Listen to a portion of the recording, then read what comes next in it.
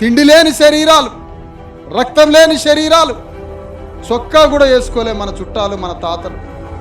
చొక్కా లేకుండానే ఊళ్ళకి రావాలి. అలాంటి వాళ్ళకి రాజ్యం గురించి చెప్పిండు ఆ రోజు అంబేద్కర్. దానికి ఆయుధం కావాలన్నాడు. ఏం ఆయుధం?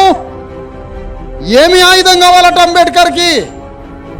నెత్తురు చుక్క అంటని ఆయుధం, రక్తపు మరకని ఖడ్గం, శిరస్సు తలలు నరకని ఖడ్గం కావాలన్నాడు అంబేద్కర్.